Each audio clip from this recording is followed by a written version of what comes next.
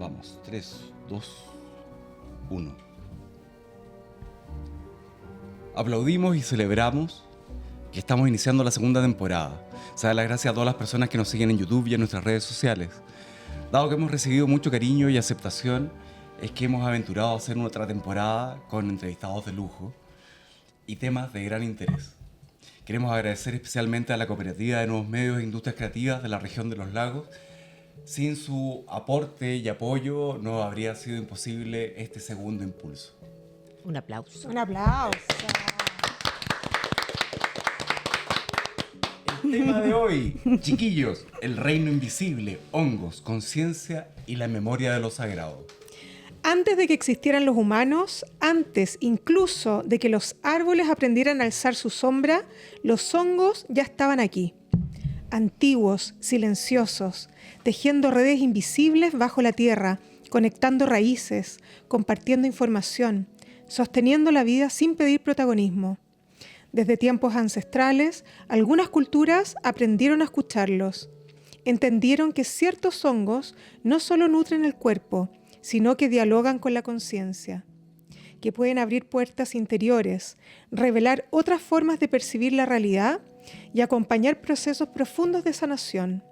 En México los llamaron Teonanácatl, carne de los dioses, no como metáfora, sino como experiencia. En este episodio de Más cerca de lo que crees, nos adentramos en el reino invisible de los hongos alucinógenos desde una mirada terapéutica, humana y consciente.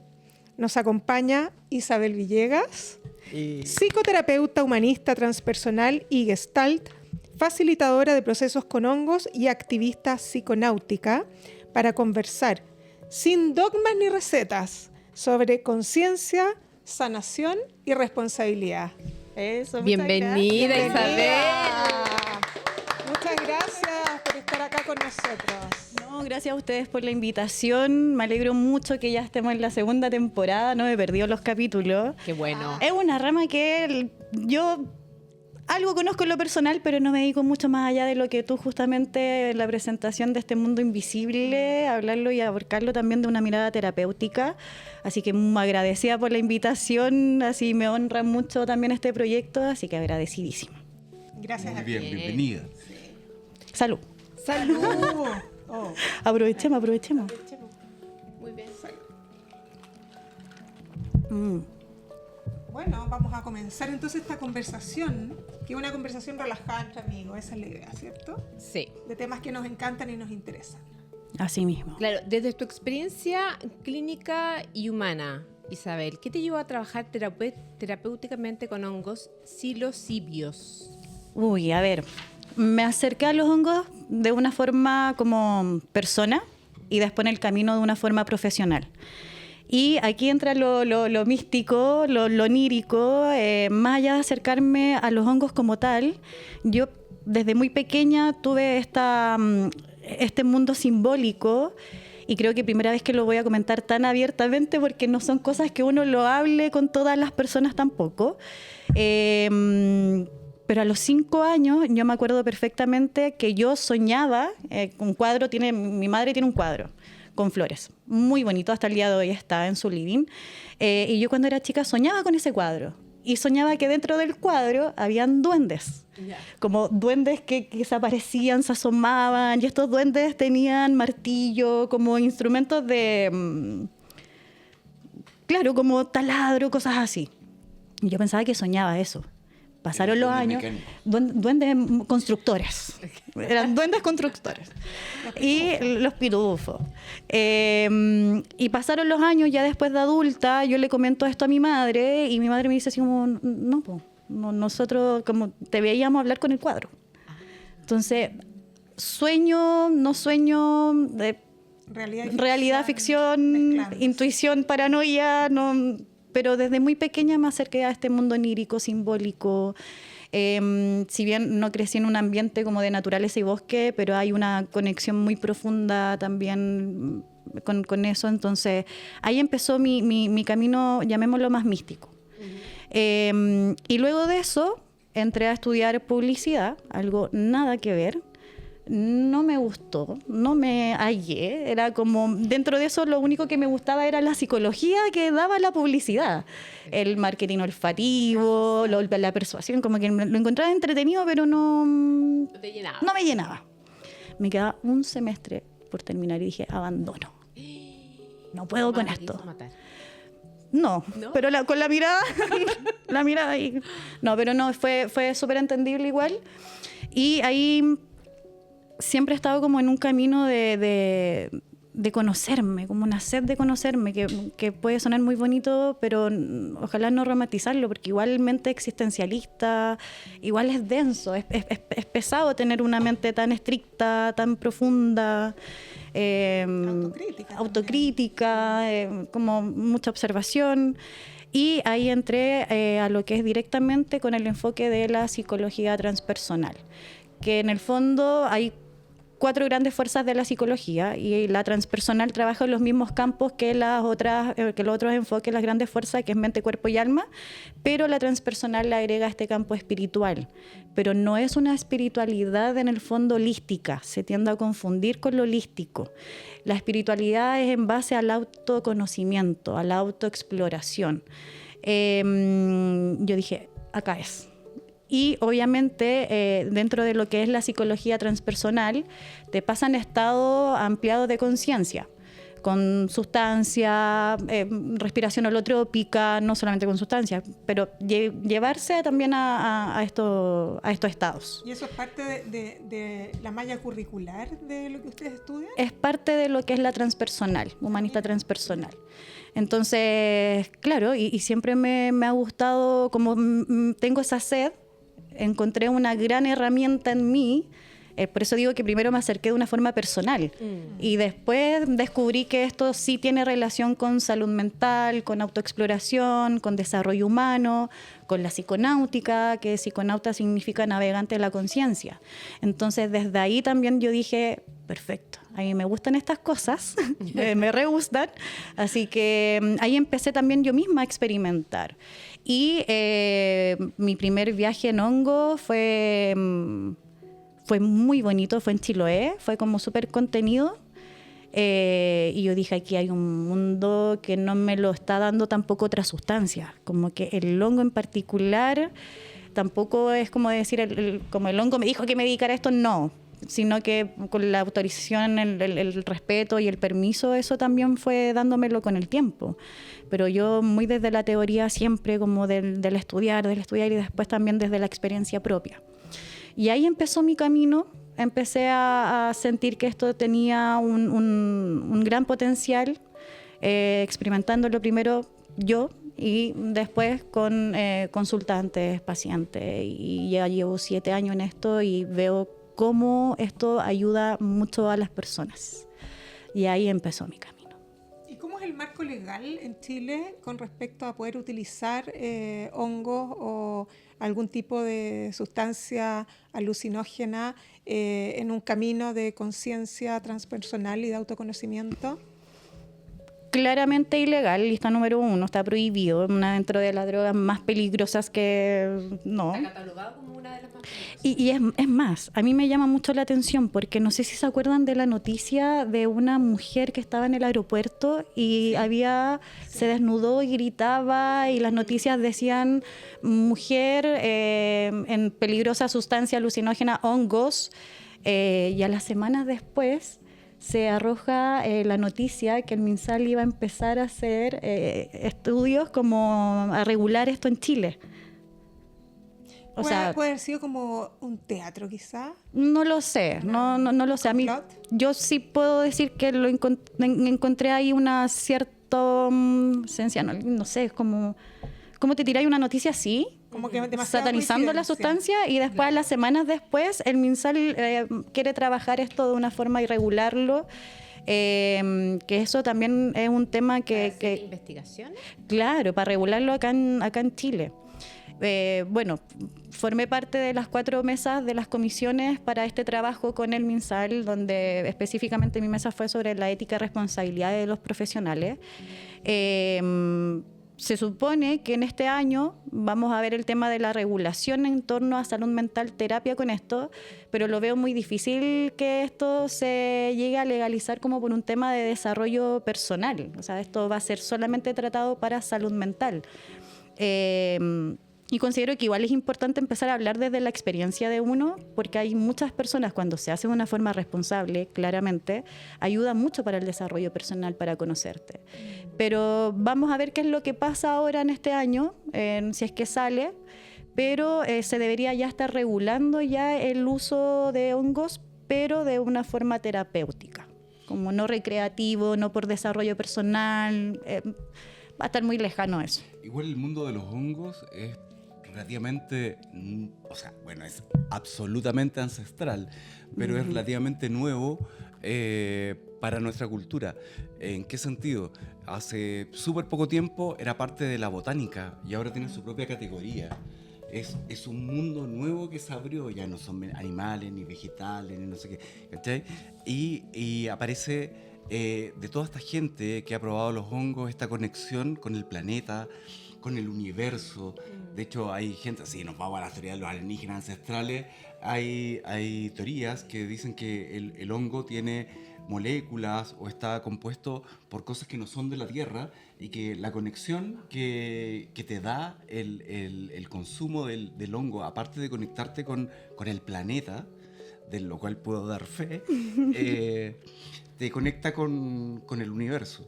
Hay un señor que en 1990, un etnobotánico, Terence McKenna, sacó una teoría que a mí me encanta, que es el Stone Ape, que es como el mono dopado o el mono drogado. Finalmente, la teoría es que el hongo recablea neuronalmente todo tu cerebro. De alguna manera lo regenera o crea neuronas nuevas. Entonces, la teoría de este personaje es que el mono dejó de comer los vegetales que comía, bajó del árbol, qué sé yo, el homínido, y empezó a encontrar estos hongos y los empezó a probar. Y en este recableo neuronal, el mono o el homínido pasó de ser un ser súper simple a empezar a tener estructuras mentales muchísimo más complejas. ¿Cómo consideras esa teoría pensando en todo lo que vamos a hablar ahora? Hoy fascinante, Terence McKenna. Yo encuentro que uno de los psiconautas favoritos que tengo en conjunto con Jonathan Ott. Es una teoría, yo creo que se le ocurrió viajando, sí. Lo más probable. Pero tiene sentido. Ahora, de ser así, obviamente nunca lo vamos a saber, pero igual tiene sentido, porque el hongo de por sí tiene todo un viaje a nivel químico, y yo creo que por algo también me gusta mucho trabajar con psicodélicos en general, porque une lo que es el misticismo con lo que es neurociencia. No es solamente chamanismo, no es solamente neurociencia. Por eso yo hablo de la tercera dimensión, que es la psiconáutica, porque hay una guerra todavía con el chamanismo, la neurociencia, sí. Pero se nos olvida que hay una tercera dimensión, que es justamente todos estos psiconautas antiguos, Terence McKenna, Jonathan Ott, que ellos hablaban de teorías que tienen mucha coherencia. Pero ahora, puedo decir más o menos cómo trabaja el hongo también a nivel químico en el cuerpo, como para unirlo la teoría de Terence y también con lo que pasa químicamente en tu organismo. Entonces, claro, el hongo tiene 3 componentes psicoactivos, pero en un 90% predomina la psilocibina. Entonces ingresa la psilocibina, ¿cierto? Llega a tu intestino, el intestino la absorbe, pasa por la vena porta hepática y eso después llega al hígado, y el hígado termina de transformar la psilocibina en psilocina. Y la psilocina rompe esta barrera hematoencefálica, que es la barrera que llega a tu cerebro. La psilocina tiene una molécula de fósforo, además. Sí, y de hecho la psilocibina, en conjunto también con la molécula del DMT, son como moléculas que son muy parecidas a la molécula de la serotonina. Entonces, la naturaleza podemos encontrar esto, y es fascinante, y no solamente a través de un psicofármaco, que es necesario para algunos casos, sí, pero si hablamos de un desarrollo personal y para gente que ya tiene una cierta resistencia con los tratamientos tradicionales, funciona súper bien. Entonces, claro, después que una vez que llega a tu cerebro, trabaja en la zona del sistema límbico, que son las emociones, la memoria. Por eso cuando uno está viajando, como que siente estas emociones que se entrelazan. No sé si les ha pasado, pero como que estoy llorando de pena, pero a la vez siento alegría, como que las emociones se tienden como a entrelazar. También se presenta algo que se habló también en algún momento, los falsos recuerdos, hay recuerdos que también se tienden a potenciar más, porque trabaja en esta zona. La otra, neuroplasticidad, también genera mucha neuroplasticidad, pero la neuroplasticidad también se puede generar cuando tú aprendes algo nuevo. Exactamente. Un idioma nuevo, no sabéis manejar, estáis tomando el curso de manejo, algo nuevo. O sea, nosotros como sociedad estamos ya somos seres funcionales automáticos que no nos dedicamos en el día a aprender algo nuevo. Claro. Y cuando nosotros integramos algo nuevo, generamos neuroplasticidad. Pero como sociedad, como no lo hacemos, estas experiencias sí nos ayudan en gran porcentaje a generar esta neuroplasticidad. Conecta canales neuronales, la sinapsis, ¿cierto? Y eso comienza a pasar. Y a mí la zona que más me parece, pero así fascinante, es la zona de la red neuronal por defecto, que son zonas en nuestra cabecita que se conectan con estos canales neuronales, y esta zona es tu narrativa interna, los pensamientos rumiantes. En el fondo es tu identidad interna, ¿cierto? Y es como el ego, ese pensamiento que está ahí. Entonces, cuando estamos en esta experiencia, esta zona se comienza a ver más disminuida. Por eso uno dice que puede hablar con uno mismo de una forma distinta, ver las cosas de una forma distinta, porque nosotros en el día a día estamos con esto ahí, con esa identidad. Entonces, esto se ve apagado. Eso pasa desde la neurociencia. Ahora, desde el misticismo, desde el chamanismo, ¿qué es lo que pasa? La desilusión del ego. Entonces, no está el ego. Y también eso es muy interesante de trabajarlo. Por eso se unen estos dos campos, y encuentro súper interesante que en esta materia pasan muchas cosas, desde el misticismo, desde lo espiritual, hasta qué es lo que pasa en tu organismo. Como es súper importante también hablarlo y no solamente romantizar esto como la panacea absoluta. No. Pero ese es el viaje que hace de por sí el hongo en tu organismo. Entonces, ahora, uniéndolo con lo que Das decía de Terence McKenna, algo debió haber provocado en los monos, tanto porque comían hongos, algo debió haber provocado igual. O sea, imagínate, si bien los enteógenos, los psicodélicos no generan adicción, sí generan resistencia y tolerancia, pero imagínate si están comiendo todos los días. Para la gente que no sabe, que tiene curiosidad y que no ha consumido nunca hongos, es súper heavy porque de verdad escuchas voces. ¿Con quién hablas cuando consumes hongos? ¿Es Dios? ¿Es una energía superior? ¿Es tu yo interno? ¿O es una ola? Lo que quiero preguntar es, ¿un estado alterado de conciencia o es un estado de ampliación de conciencia? A mí en lo personal no me gusta ninguna de las dos. No, tampoco, porque de hecho para los chamanes alucinar, y nosotros que somos de Occidente, como alucinar es como algo falso, estáis alucinando. No, es mentira lo que está ahí. Entonces, claro, la palabra alucinar no se utiliza mucho. Sí se utiliza, por ejemplo, expansión de conciencia, ampliación de conciencia, pero a mí tampoco me gusta mucho ese término. Pero igual está relacionado con lo que es el mundo de los alucinógenos, ¿o no? Se conoce como alucinógeno, pero si queremos hilar más profundo y tener más cuidado con la narrativa, con el lenguaje, que igual es una invitación importante utilizar bien el lenguaje. El lenguaje crea realidad. Exacto. Entonces, me gusta más llamarlo flexibilidad de conciencia o un estado distinto de conciencia. Como eso también lo encontré, lo encontré súper clever, como porque ampliado, expandido, ¿qué es lo que te dice? Que ahora que no estamos en nada, también podéis tener un estado expandido de conciencia. ¿Qué es realmente expandido? ¿Qué es tener una conciencia expandida? Entonces, claro, desde ahí me gusta más llamarlo un estado flexible de conciencia, porque eso es lo que generan los psicodélicos, una mente flexible, ya no está la mente rígida, no está esa rigidez. Pero llamarlo ampliado, más que nada como un término de utilización de narrativa del lenguaje. O sea, si tú te lees los libros, te van a aparecer estados expandidos de conciencia, alterados de conciencia, que para nada me gusta utilizar la palabra alterado.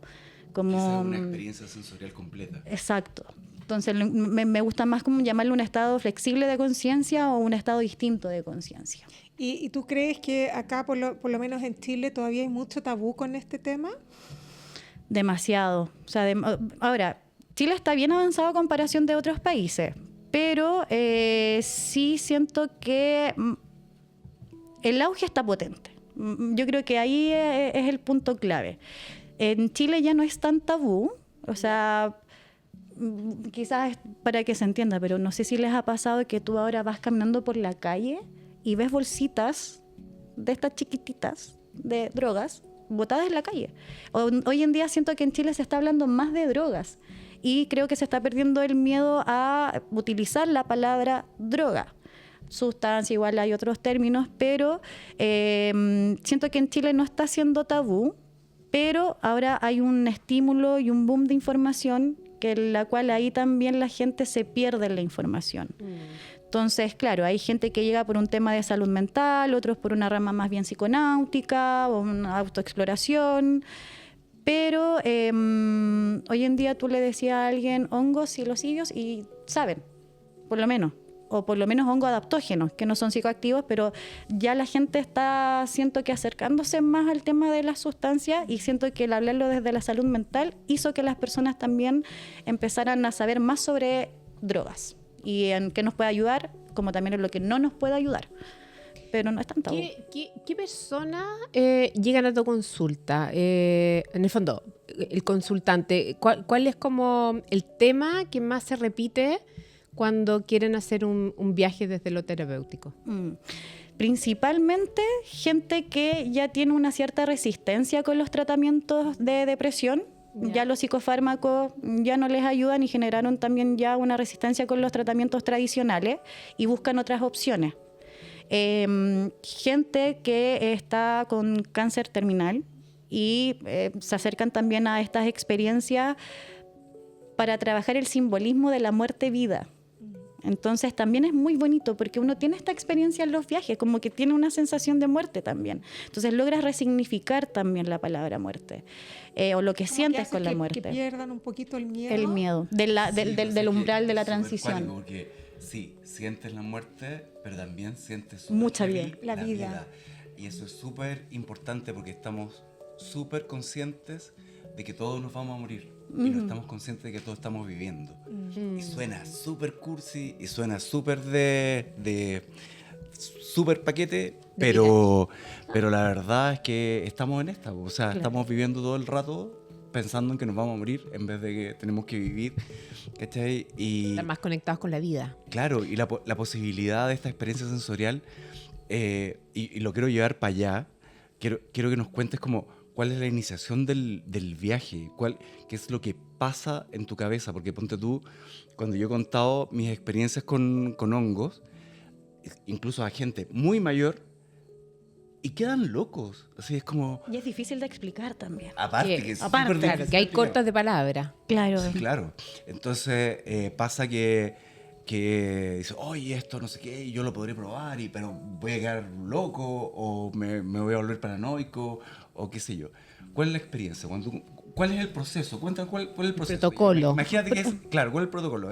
Hoy día yo llego a tu consulta y te digo, puta Isabel, ¿sabéis qué? Necesito esta cuestión porque vengo con una depresión de hace años, en la pega me va mal, tengo un jefe que es bla, bla, bla, bla, bla, bla, ¿cachai? Y estoy súper estresado y me dieron una licencia y me llenaron de remedios, que es así como yo llegué a los hongos, ¿cachai? ¿Cuál es el minuto cero? Primero el llamado. O sea, algo tengo que hacer con esto, algo nuevo tengo que incluir en esto. ¿Pero te refieres como de una forma terapéutica, como proceso terapéutico? No, ¿cuál es el proceso? Los pasos a seguir, pues, No, desde paso a que seguir. te llaman En el fondo, cómo ok. son... Los pasos. Desde cómo lo preparo, cómo lo consumo. Una preparación Ay, previa. obvio. Y ahí cómo empieza el viaje. Es Claro, como porque levantarte. Hay que tener cuidado porque mucha gente puede decir, ya, si ya está más normalizado, yo voy a llegar y voy a agarrar unos hongos, unos gramos de hongo y me los voy a comer y voy a dar mi viaje. Y quizás no es tan así. Entonces, para igual contarle a la contexto. gente que hay un contexto terapéutico, que tiene que haber una preparación, que tiene que haber un acompañamiento, un apoyo, sobre todo también una contención dentro del proceso, ¿no? Exacto, sí. Porque también en el viaje es muy fácil perderse. O sea, si no tienes... De hecho, te pierdes. Sí, Sale la idea. para encontrarse hay que perderse. Partamos de esa base. Sí. Pero sí, es súper fácil perderse y pensar que uno puede caer en paranoia y te da lo que sería en marihuana como la pálida, ¿cachai? Y empiezas a pasarte rollo y todo eso. Pero si lo controlas, el viaje puede ser increíble. Entonces, cuéntanos, ¿cuál es el proceso? Desde cómo cero. se consume. Desde que te llaman. Desde que me llaman. A ver, el otro segmento que también llega mucho, yo creo que es como por el mensaje que doy, son hartas personas que quieren experimentar un desarrollo personal desde la psiconáutica, como profundizar en su Conocerse. desarrollo, conocerse, como que ya las otras ramas no me están ayudando y al parecer acá, en esta tercera dimensión, me permite conocer más profundo. A ver, desde la base, la persona llega, se tiene, ni siquiera con una sesión podéis como asesorar, ni mucho menos sacar toda la ficha clínica de la persona. Pero en ese proceso sí es fundamental, por ejemplo, primeras preguntas clave. ¿Tienes algún familiar que haya tenido quizá bipolaridad, temas con esquizofrenia, o tuvo brote psicótico, o algo con respecto a salud mental en tu familia? Esa es pregunta clave. Lo otro, obviamente, si hay una enfermedad de base, crónica, cuál es, como hacer todas las consultas preliminares para ver si es que la persona puede optar o no a este tipo de terapia, porque esto no es para todos, los psicodélicos no son para todos. Yo creo que eso es súper bueno aclararlo. Sí. ¿Quiénes no? Eso. Justamente ¿Quiénes no pueden- personas que tienen algún familiar cercano o incluso la misma persona. ¿ya? Pero ¿por qué un familiar cercano, ponte tú, que si tiene algún trastorno Genética, o se genética, pasa, claro. ¿por qué a un hermano, a una hermana, a un hijo, ponte tú, le podría afectar? Obviamente porque si alguien cercano de mi familia tuvo este tipo de trastorno síntoma, lo más probable es que en algún momento también pueda ser algo como genética, ADN, como algo puede pasar ahí. Entonces esas personas estarían como fuera de la posibilidad de poder tener un acompañamiento. Recomendablemente sí, pero por eso es importante la evaluación. Ya. Porque, por lo menos yo, como al tiro decir no, es como le cerráis la puerta quizás a una persona que sí quiere experimentarlo. Y si se trabaja de una buena forma, podéis sacar muy buenos resultados. Pero desde la base la recomendación es que no. O una persona que está pasando por momentos muy difíciles en su vida. Terminaste con tu pareja, te echaron de la pega, se te murió una mascota, un familiar, como esto no es la panacea, no te va a hacer sentir bien. Lo más probable es que te lleve así a la Sin profundidad. embargo, hay como un dicho popular que una dosis, por ejemplo, una macro de hongos, para la gente que no sabe, hay microdosis y macrodosis. Mesodosis. Mesodosis también. Pero cuando la gente lo prueba, ¿cachai? Sales con un algo que se arregla. Y la gente dice, hoy me mandé 20 sesiones de psicólogo, de psiquiatra, solamente con una dosis. ¿Cómo se explica eso? No, pues solamente con una dosis tuve Claro. un avance en vez de 20 sesiones con la psicóloga. Esa es ¿Puede la ser? forma terapéutica, porque en el fondo tener una experiencia así, se dice que es como tener 10 sesiones de terapia Al hilo. al hilo, de de una. Como, y eso también hace que el proceso terapéutico, no sé si sea más rápido, pero salga información más rica para trabajar. Entonces, claro, también están los procesos de microdosis, que también Eso es te voy a preguntar, distinto. ¿cuál es, sin ahondar mucho en los temas técnicos, Ajá. ¿Cuál es la diferencia entre una macrodosis y una microdosis y cómo se tratan de manera De forma distinta? terapéutica. ¿Sí? Claro, la macrodosis es el viaje, el estado distinto de conciencia, ¿cierto? Cuando tú ya experimentas y ya que estás en un estado distinto y viajas.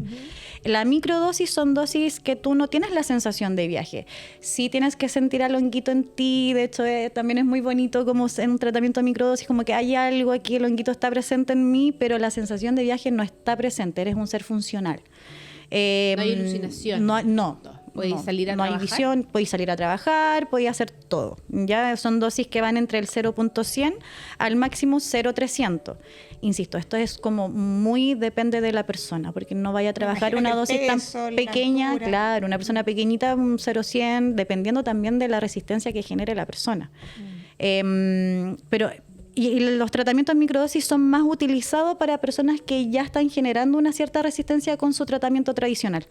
Ya. Y dura 3 meses el tratamiento. Entonces aquí se requiere una disciplina, existen protocolos, sin no ofender a mis amigos yogi, pero esos protocolos de microdosis 21 días seguidos yogi no te van a servir. ¿Por qué? Porque los enteógenos, los psicodélicos no generan adicción, pero sí generan tolerancia o resistencia. Como la santita, la marihuana. Si me fumo un caño entero y después en el día me voy a querer fumar otro porque ya el primero no me hizo mucho, entonces esa es la resistencia y tolerancia a lo que nos referimos. Si voy a estar todos los fines de semana consumiendo y tomando LSD, el tercer fin de semana también va a bajar. Entonces, claro, todos los protocolos tienen que tener días de descanso y un tiempo determinado. Pero hoy en día, ponte tú, hay mucha gente que va a fiestas y toma LSD o hongos, pero como de manera recreativa y cero en la onda terapéutica. Así como pasémoslos bien, vámonos en un viajecito, ¿cierto? ¿Cómo ves tú eso? Fantástico. ¿Es fantástico? Yo creo, sí. ¿Por qué? A ver. Y yo creo que todos un poco como, no, pero ¿cómo la terapeuta está diciendo ¿Cómo? esto? Y ¿Cómo lo- la terapeuta? Claro, y el lenguaje técnico. Vamos rompiendo mitos aquí. No, rompiendo. ya, vamos nos a soltamos. A ver, es que ¿qué es lo que pasa? A ver, sí, este mensaje es directamente que no voy a tampoco a promocionar a que lo hagan y háganlo en fiesta, ni mucho. No, no es para todos. Pero hay algo súper interesante en lo recreativo, el placer. Las personas cuando conectan con el placer, con el disfrute, también te estás sanando.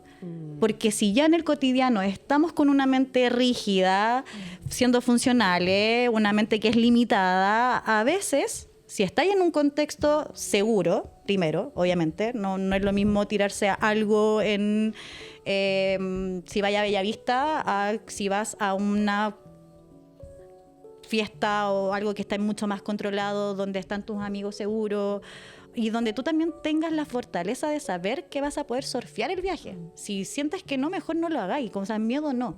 Aquí en estas terapias se trabaja el súper sí. Si tienes duda, es un no.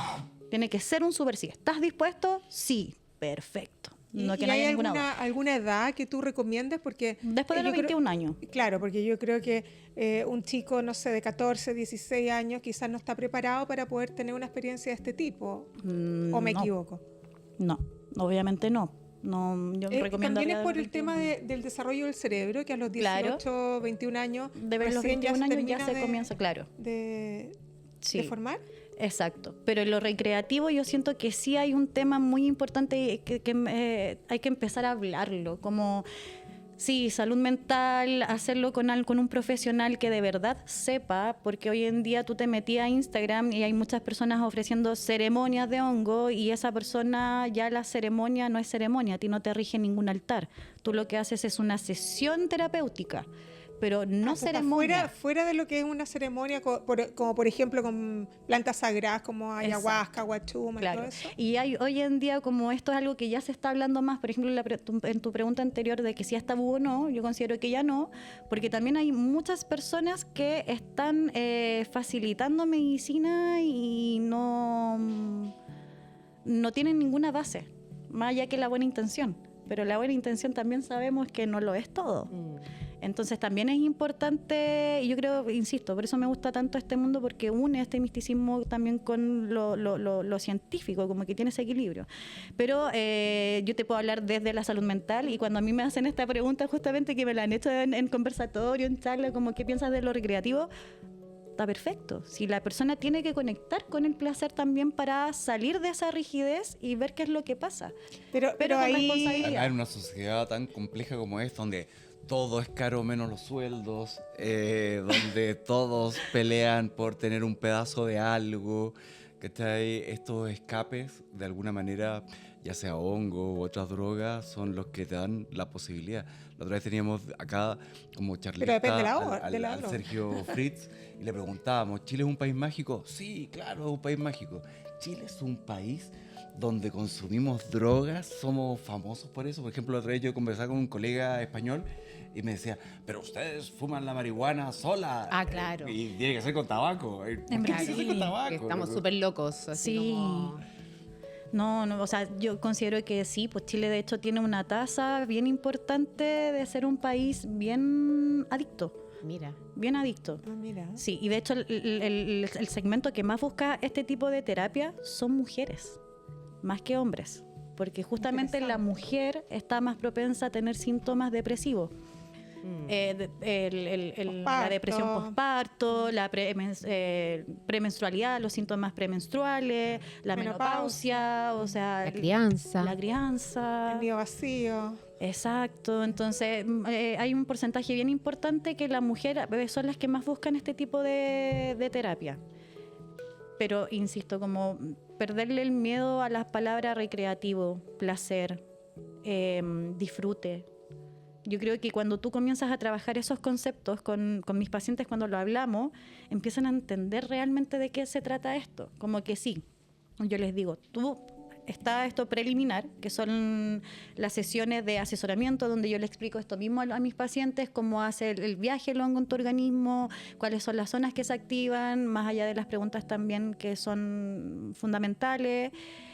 Saber la historia de vida de la persona también es fundamental. Y les digo, o sea, la experiencia de por sí, cuando tú vayas a viajar, considera lo que estás haciendo una cirugía. Wow. Y los viajes no se guían. Y yo creo que aquí también Se acompañan. vamos, sí, porque hay mucho, insisto, es tanto el marketing que hay en esto hoy en día, que tú te metías a redes sociales y te venden el frasquito con las cápsulas de microdosis a un tal valor por un mes, y el tratamiento dura 3 meses. O sea, vamos poniendo plata. Claro. Muy distinto a que a la persona tú le pases el hongo, se relacione con el hongo, vea el hongo, pueda molerlo, porque se tiene que moler, para que, en tratamiento de microdosis me refiero, para que el componente psicoactivo quede repartido de forma uniforme, y ahí tú le dejo yo por lo menos toda la autonomía a la persona para que vaya tanteando cuál es su dosis. Sobre todo a nosotras las mujeres, que la mayoría de las mujeres chilenas sufren de síndrome premenstrual, necesitan otras dosis, y la cápsula siempre es la misma dosis. Entonces, se me fue cuál era me fui por otra rama. Te burlaste. Me volé. Pero claro, se trabaja de una forma totalmente distinta con respecto a las personas que llegan. Por eso es importante que cuando se habla de ceremonia, ¿qué altar te rige? Eso también me lo han enseñado colegas que les tengo mucho respeto y cariño.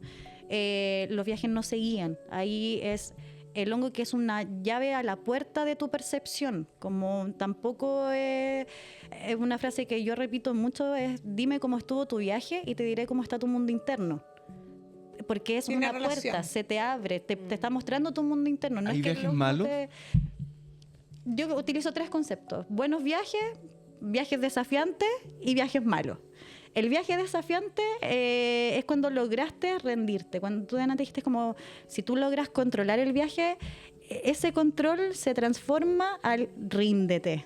Déjate morir, déjate caer, no hay nada que controlar. Y cuando entiendes eso, puedes disfrutar el viaje. Pero si le empezás a colocar resistencia, no, es que esto se siente muy extraño, es que no, y resistencia, ahí vas a tener el mal viaje. Entonces, es importante llegar al viaje desafiante, como para que también se entrene a la persona a tener la capacidad de qué es lo que pasa en esto y decir, cruzo el umbral. Porque si te quería entregar a esta experiencia solamente por placer, porque lo vaya a pasar bien, la frustración que vaya a generar si es que se te presenta un viaje desafiante o un mal viaje va a ser peor. Entonces también es importante indicar que todos los viajes en cualquier sustancia en verdad son todos distintos. O sea, todos mis viajes en hongo han sido distintos, todos mis viajes en LSD han sido distintos, todos mis viajes en ketamina han sido distintos. Pero te puedo hacer una pregunta. Cuando, por ejemplo, una persona puede estar empezando con microdosis, después con una macro, después le gustó el viaje, lo encontró entretenido, después se va al LSD, puede generarse como quizás como una, entre comillas, adicción a estar en estos viajes o en estos estados de placer de manera continua, y quizás la vida cotidiana empieza a perder un poquito sentido y se empieza a percibir como más fome, como más lenta, como menos entretenida. ¿Puede tener algún peligro de ese tipo? Aquí quiero meterme antes que contestes, porque en las oportunidades donde yo he tenido los viajes, he podido solucionar cosas puntuales, súper concretas. Pero uno tiene un montón de problemas que quiere solucionar. Y en los viajes no solucionas todo, solucionas una, dos cosas con un poco de suerte. ¿Cachai? La solucionas bacán. Pero en las otras que quedan ahí, entonces, necesito otra. Ahora necesito ¿Cachai? solucionar lo otro. Entonces, quizás no es que te provoque una adicción como otro tipo de drogas, como por ejemplo la coca, ¿cachai? Que bueno, la coca tiene todo lo de la coca, ¿cachai? Que antes se hacían terapias con coca. Antiguamente, Los analíticos claro, se sí, utilizaban claro. dosis con coca en las consultas. oh, yo quiero hacer de Ah. eso. Bueno, la cuestión es que, claro, cuando tienes esta experiencia donde solucionas un problema súper real, un problema concreto que no has podido solucionar ni con psicólogo, ni con tu día a día, ni pasando etapas, quizás lo que se vuelve, entre comillas, adictivo, que en realidad no es adictivo, es estas ansias por esta conversación que yo creo que uno la tiene consigo mismo, ¿cachai? Para poder encontrar esa, o no sé si consigo mismo quizás es Hasta con otras entidades. un alma Eso mayor. podemos con hablar. entidades. Vamos a hablar de podemos eso. hablar. Para allá quiero ir. Sí. ¿Con quién Vamos, hablas? ¿Con vámonos, quién vámonos. hablas? Sí, Para la gente sí. A lo que está más para la gente que no lo consume. Partimos un poco teórico, pero esto ya... Sí, Sí, pero Sí, porque en el fondo hay sí. que entender eso, que cuando estás en un viaje hay una inteligencia, hay alguien que te está hablando, que le dicen que es el espíritu del hongo. Ujú. Los Los niños santos, como le decía claro, María Sabina. y sería... Sí, sería interesante saber, porque hay otra gente también que habla de entidades extraterrestres, de seres alados que se aparecen. Pero puede ser tu super yo también. Puede ser También. como yo. O sea, desde la base, desde la ciencia, desde la salud mental, todo lo que se te presente es un simbolismo y que se trabaja a través del simbolismo onírico con el paciente. No sé, vi un árbol, ¿qué significa para ti el árbol? Y como que se trabaja como desde ahí. Desde el chamanismo son entidades que te vienen a ayudar a ciertas cosas, espíritus. Por ejemplo, la sananga se utiliza así como en la Amazona como para limpiar la visión y salgan a cazar. Son herramientas, son tecnología. Claro. Pero con respecto como a tu pregunta, lo que considero, y aquí hay varias personas también que están facilitando estos procesos, pero lo que te puede pasar, según tu pregunta, es que no integres la experiencia. Cuando tú viajas solamente por placer, que está bien, pero si haces un constante viaje por solamente sentir placer, tarde o temprano un viaje te la va a pagar, te la va a pedir. Entonces, considero que para que eso no pase, porque eso está claro, enteógenos psicodélicos no son adictivos, sí generan la resistencia o tolerancia. Entonces, también, si te va a generar la resistencia y la tolerancia, es muy difícil que te volváis adicto. Pero sí puede pasar que como no vas a integrar el viaje, no integras la experiencia en sí misma, que es como lo mismo que estar viviendo dopado y siendo funcional en tu día a día, como... no tiene sentido. Y a mí me gusta mucho también indicarle a mis pacientes que más que vayan para buscar respuesta, hay que saber preguntar. Eso es fundamental. Porque hay muchas personas que dicen, ya, esta es mi intención, quiero saber esto, pero el viaje no te está mostrando eso, pero si tú practicas también el preguntar bien, te cambia el viaje. Porque te puedes preguntar. Entonces, ¿ahí quién te está respondiendo? También es interesante de saber como quién realmente te está respondiendo eso. ¿Es un mundo profundo, muy profundo, o hay algo más que te está tirando ahí la respuesta? ¿Tú quién crees que es el que te habla cuando estás en el viaje? Yo creo que depende mucho del sujeto, del espíritu que tenga la sustancia. Como que eso es muy real. Cada sustancia tiene como un espíritu en particular. Los hongos, niños santos. Guachuma, ayahuasca, ¿cierto? Se habla de abuela, abuelo. Del LSD no se habla mucho, pero yo considero que es como como un hombre absurdo. Es como lo absurdo de que te entrega el mundo de lo absurdo. Pero en la transpersonal, en lo que es la psicología transpersonal, tenemos esta dimensión, que es a donde nosotros nos podemos tocar, ver, palpar, sentir, ¿cierto? Luego de eso viene como el otro plano, que es a donde están estas entidades como duendes, unicornios, que uno dice así como, ya, es fantasía. Pero de tanto que uno habla de esto, ya después como que lo hace realidad un poco, como algo pasa ahí con los seres del bosque. Y luego está como última capa, que es la que está ya más arriba, como son entidades que está abierto a todas partes. Hay entidades, llamémoslo, no me gustan mucho los conceptos bueno y malo, pero llamémoslo seres buenos o malos, ¿cierto? Y cuando uno está en estos estados distintos de conciencia, también es importante saber que te tienes que proteger y saber cuidar, porque aquí estás experimentando otra realidad. Entonces, hay pueda peligros venir... de ese tipo. Sí, hay infecciones, como que también se le llama en esta experiencia. Entonces, ahí entra lo mismo. Intuición o paranoia, como... ¿Qué pasa? Tienes que tener claro que aquí tú estás en un estado distinto, es otra realidad que estás palpando y es como ser un bebé, un niño que recién está experimentando esta otra dimensión. ¿Y qué hay en esa dimensión? No lo sabemos. No lo sabemos. Viaja y vas a ir descubriéndolo de a poquito. Entonces, es como esto mismo que yo les contaba al principio de cuando me preguntan cómo me acerqué a esto, y yo lo cuento justamente por esto mismo, más allá de hablar de que lo estudié, porque me gustan, no es como que los mismos viajes me empezaron a decir de que esto viene de antes, desde mis 5 años, desde los cuadros, me gustan los cuadros, no dibujo, no pinto nada, soy un fiasco de hecho para eso. Pero sí me llama mucho la atención gente que hace arte, que tiene relación con el arte visionario. Tú vas a la Amazona peruana y veis unos cuadros de las personas que te dicen, esto yo lo vi en un viaje de ayahuasca. Y son los mismos simbolismos. Jaguar, serpiente. Entonces hay algo, un patrón esta común. cosa como fractales de colores. Fractales de colores, mandala. Geometría sagrada. Y es muy loco porque sustancias como psicodélicos, enteógenos, LSD, hongo, uno ve eso, percibe como estos fractales, estas entidades, pero me ha pasado que con otras drogas sintéticas, como que yo voy a hablar aquí desde mi experiencia, no veo esos fractales ni esos animales, pero sí estoy en otra dimensión. Hay cosas muy extrañas.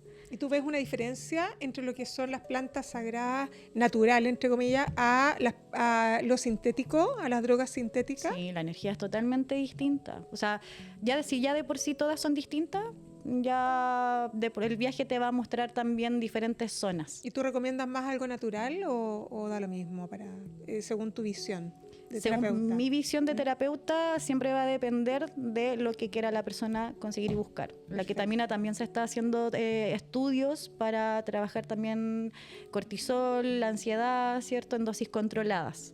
Depende de la persona. ¿Y efectos secundarios, así que tú puedas decir que podrían tener efectos negativos ahí? ¿Existen?